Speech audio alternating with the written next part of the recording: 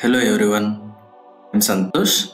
Today we are going to continue with the C programming class, and one of the most important concept we are learning, that is identifiers. Okay, what are identifiers?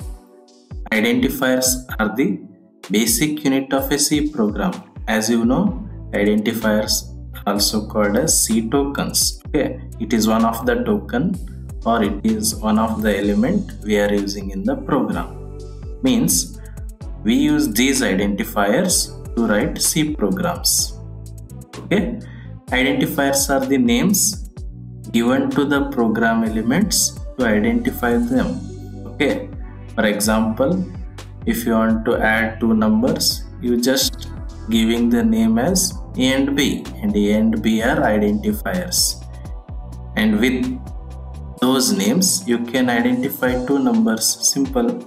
And in fun way I can say it is just the naming ceremony of program elements. Okay, shall we see one example?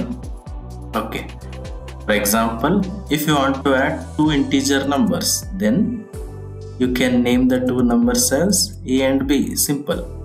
And A is one identifier and B is also another identifier, so that the two numbers are identified by the name A and B. Simple. Okay, means you can identify the two numbers using these names. You can also give other names also. Okay, but to give the names you need to follow some of the rules. What are those rules? Okay, first character must be an alphabet or an underscore symbol.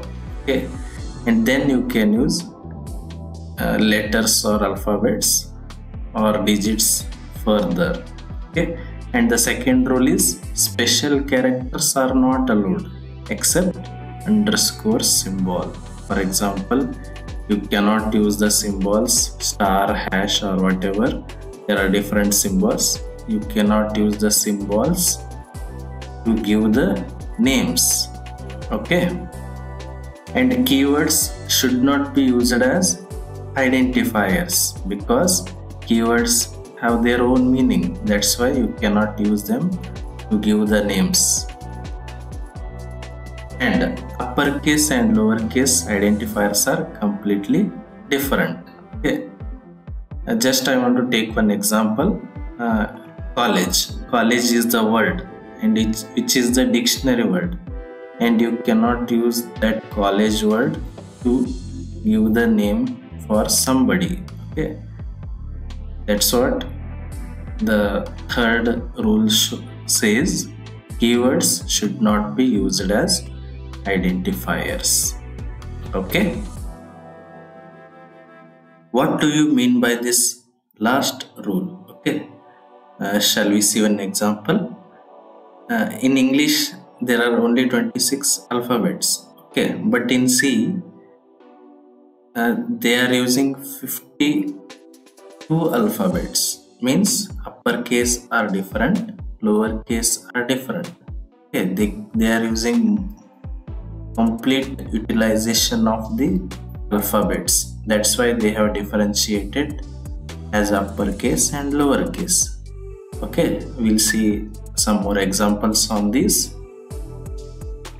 For example, if you want to add two integer numbers, you can name them as A and B. Already I have said about this. Okay, in computer's memory this will be like this. Means a number can be stored in the place A and another number can be stored in the place B. Simple. Okay, first number is in the place of A and second number will be in the place of B. Just I want to show you this memory organization. Okay, then we'll take another example. If you want to find sum of three subjects and store the result, okay, what will happen, or how you can give the names? I am giving the first subject marks name as S1. where you can store the first subject marks, and I am giving the name as S2 for second subject mark, and I am giving the name as S3 for third subject marks. Okay, like this you can give the names where the rules are followed. What was the rule? First character should be alphabet and next will be whatever, and we must not use the special symbols. Okay, and I want to store the result in sum. Sum is a name given to store the result, and this is the place where you can store the result. Like this you can name the identifiers. Okay, I have followed all the rules. Okay, first character is alphabet, next you can use whatever, but we are not allowed to use special symbol except underscore. For example, 1s, we cannot use the name as 1s because first character is not an alphabet, and we cannot use the name as s hash because hash is not allowed. Hash is a special symbol, and even we cannot use the total because it has also a special symbol, that is space. Okay, have you got how to name? Or we'll see some of the valid and invalid identifier names. Okay, what are the valid identifier? Some of the examples I want to give. Sum. Sum is a valid identifier because the rule is followed completely, and first character is alphabet and there are no special symbol, and even you can name it as s underscore u underscore m because underscore is allowed, and a is also one of the valid identifier, and you can name as b, and you can name as u underscore t, and you can name as ram because ram is a valid identifier. And if you want to store the subject marks, and you can use sub1 as the name, and if you want to store the bill, you can use bill as the name underscore bill because we are following the rule. And if you want to find the area and you want to store the area, you can give the name as area. Okay, and if you want to store the marks, and you can see marks is different and marks is different because it has lowercase letter and this has uppercase letter, and that has different memory location in the computer memory, and other marks has different memory location in the computer's memory. Okay, and av underscore g1 is also a valid identifier. Okay, let us see what are invalid identifiers.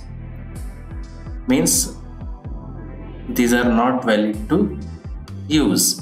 One sum because it has the first character as number. su at m is also not allowed because it has special symbol. A star is also not allowed because it has a special symbol, and it is also invalid. 2, we cannot use 2 because 2 is constant and first character should be alphabet, but it is not there, and we cannot use h.ello hello because dot is again special character. Ram, if you want to store the name, or if you want to give the name as r space am, this is also not possible because this has special symbol. Percentage rate, this is also one of the invalid because this has special symbol. And one thing is int. Why int is invalid? Because int is a keyword. Okay, keywords should not be used as an identifier. And sub, s hyphen ub, even this is invalid because hyphen is again, or dash is again a special symbol. Okay, and some more you can see. If is also invalid because if is again keyword. Okay, have you got it? It is just the naming ceremony, I can say in fun way, that is just naming of program elements. Okay, have you got it? Thank you.